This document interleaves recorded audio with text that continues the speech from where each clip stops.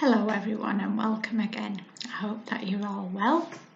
Now then, this slide is all about arithmetic, the basic skills of addition, subtraction, multiplication, division and fractions. Okay, so we're going to have a look at all the different ways that we could do it. So to start off with, add and subtract single digit numbers. So they are quite easy. I don't think that I need to be able to help you with them. I think that you'd be able to do them by yourself. Just be careful that you do the sign. So look carefully, read it when it says 2 add 5 equals. So you could say 2 plus 5 equals. Look at one where it says 7 take away 4 equals, or 7 minus 4 equals, or 7 subtract 4 equals. So just remember to look at the signs carefully. Again, look at these ones. These are add and subtract 2 digit plus a 1 digit. So you might have 18 minus 6 equals. Okay.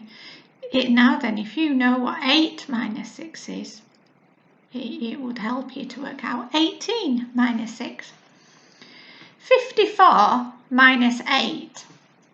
Think about 8. How could you partition that? Well, I could take a 4 to get to 50. Then I know 4 and 4 is 8. So from 50, I just need to take away another 4. Look at that tricky one. 98 plus 4. Ooh. I wonder what do I need to get to 100? I need 2, so I would need another 2 more, wouldn't I? 5 add 32. I wouldn't add 32, would I? I'd just add 5 onto the 32. And if I know what 2 and 5 is, then that makes it even easier. So have a go at them ones. Now then, adding 3 numbers together. Now then, the first one, you can look for doubles, like in the bottom one, 9 add 9. Might know what that is. Or 5 add 5 in the top one. In the second two, look for bonds to 10. Which 2 numbers make 10? In the third one, which 2 numbers make 20? See if you can work them out. Now then, these are add and subtract multiples of 10. Like 80 minus 10. If you know what 8 minus 1 is, then you could do 80 minus 10. If you're adding 68 add 20, you could just 68. What would come next? It wouldn't be 69, would it? Because that's adding 1. 68, 78, 88. Use your knowledge of counting in tens forwards and backwards.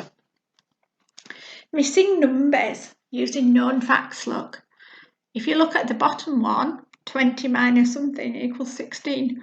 Remember, we talked yesterday about that addition is the opposite of subtraction. It's an inverse. So 16 add what makes 20?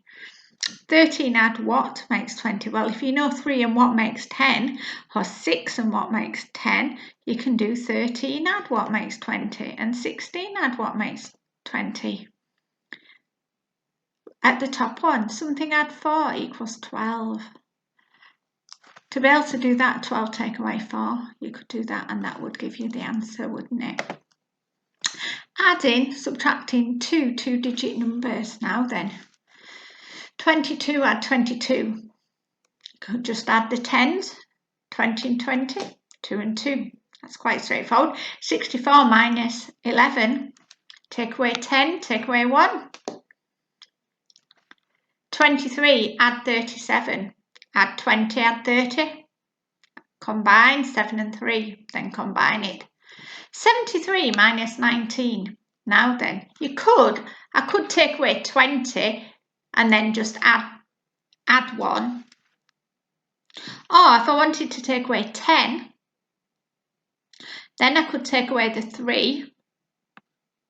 Then I could just take away the 6. You decide which is the best strategy for you.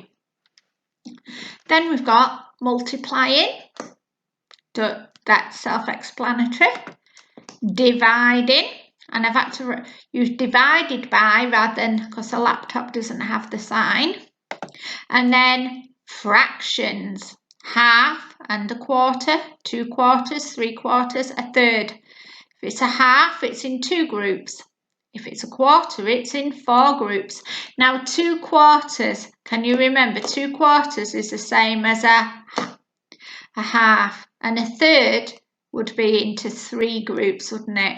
So that would be 12 divided by 3, 8 divided by 4, 16 divided by 2. Now you could do, because we know we wanted to find a half, it would be 24 divided by 2, wouldn't it? So I'm sure that you will be able to have a go at all them arithmetic questions. I hope you see if you can come up with some of your own. I would love to see them.